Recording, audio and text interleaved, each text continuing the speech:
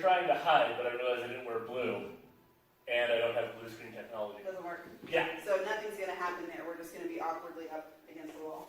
It's Matt and Amanda Freeze again, and we are going to talk to you about some Foxtrot twinkles and promenade.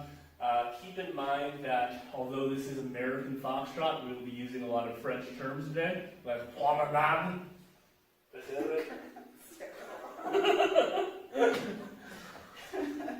Yeah, so something we want to emphasize is that promenade is not a dance step. It is a dance position. And so Matt will be talking more about that as we kind of progress here. But what we wanted to show you first was the difference between what we call in ballroom closed position and what we call promenade position, since we're talking about positions and not a dance step. Yeah, as we demonstrate this, thing to keep in mind, promenade is a French term, surprising, for strolling, which is why you can take a stroll down a promenade. And so what we're going to be doing is actually showing you a dance position where we can both simultaneously move in the same direction without flipping it around to something like shadow. So that's the point of promenade and why we're using it, so it'll be hopefully a little clearer that way. Another fun fact, the term promenade in dance is in a lot of different types of dances, like ballet or even square dancing. So we're going to be doing promenade in ballroom dancing, so if you go somewhere else or dance something else, promenade will be something completely different. If you just thought there's a French word in ballet, good for you. So we have our traditional closed position, just where we are offset. We're not getting into like a professional level thing here. We're just trying to show you kind of basic positions. If we rotate her so she is now facing forwards, you'll see that I end up having to rotate too. It changes the dynamic of our feet. And we are now in a position where we could both walk out together. What we don't ever want is this, because it is uncomfortable for my shoulder and her shoulder. It's really hard on this frame, and then we're both kind of walking out. So we're trying to make sure that we hit a 45-degree angle. If you have seen our East Coast swing videos, you'll kind of get it. We should probably do it this way so they can see the other angle. So we're in our closed, and then we're in our promenade. Ladies, notice that when we open the promenade, her head faces that way. If we close her, they would switch. Stop. Yes? Another key thing for the follows, that something that is really difficult to control, is not to over-rotate and end up here, because that's going to be problematic. Yes. Our feet are both at 45-degree angles. They haven't opened up to parallel lines. Okay, so now the twinkle. So now the twinkle. Okay, so here's the thing, guys. 2 bits, which is a shave and haircut, I believe. I have to get her to promenade, right? So if you noticed, when I go from closed to promenade, she travels farther to my right. Somewhat behind him. So we do have a rightward turning figure through the chest. If I was here with Jeffrey Munson, he would say figure, because he is an angliophile. Look that up, that's a real word. What makes the twinkle unique, just so you guys know, is that it is a right turning figure, starting with the left foot. So every time we are going to turn to the right and we're going forward, we start with the right leg. By turning to the left, I start with the left leg for the rotation bits, because otherwise I will cross.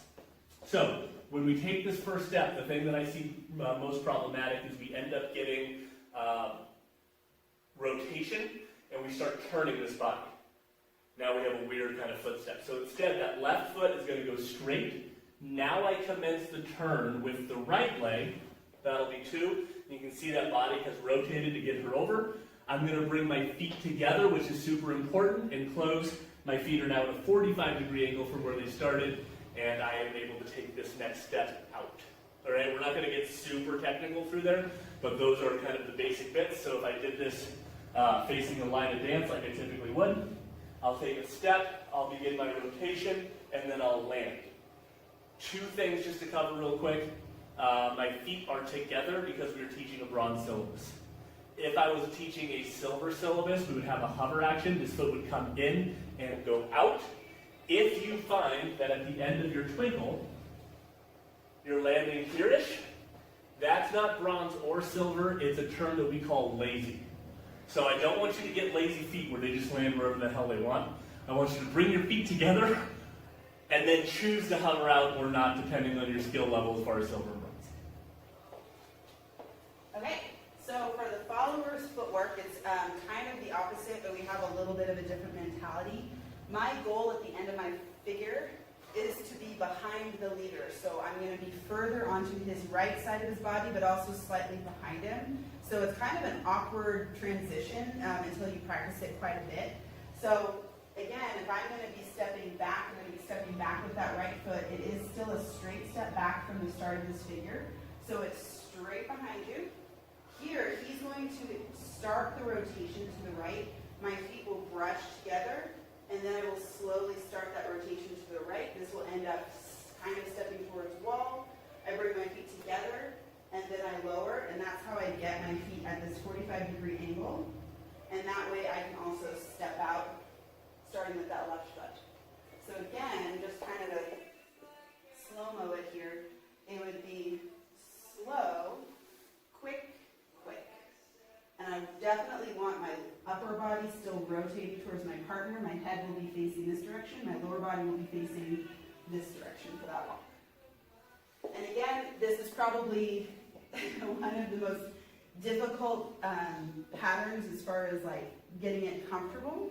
But because you're always going to be working on it, it's one of those patterns you never stop working on. I'll put it that way. Yeah.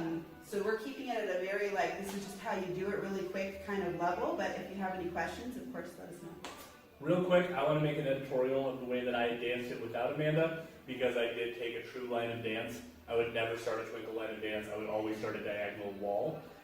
So I was technically 45 degrees off, needed extra rotation on there. I just don't want you guys to get the wrong impression as we do this. Okay. So we're going to do it together? Yeah, we'll do it together, then we'll do it to music. Okay. So this is what it looks like in partnership. So we have our slow, quick, quick.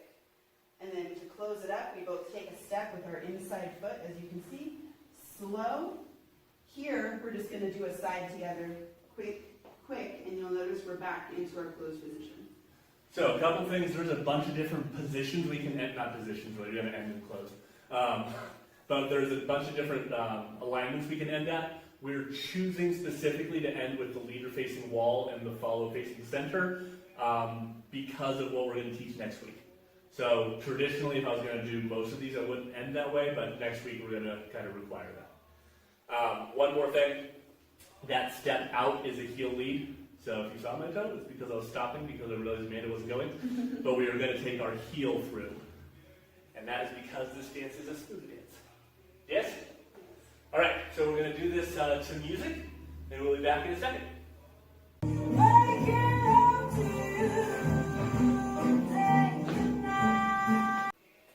So again, that's a basic bronze level promenade.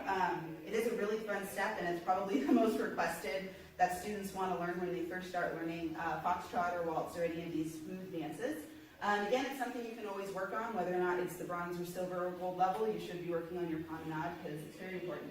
Yeah, it's a tough pattern, it's a tough dance position to get correct because there's a whole lot of twist. So our best advice probably is don't ever feel like you got it and you can just move on with it. Yeah. It creates constant kind of shearing on it. Yeah. Okay. All right? That was our class tonight. Again, the ballroom is starting to reopen for private lessons, and hopefully soon we'll be able to reopen for classes, which we'll be teaching classes here too, so it'll be a lot of fun. And we look forward to seeing you guys. So remember, it's freeze, not fries. Ready? Wait for it.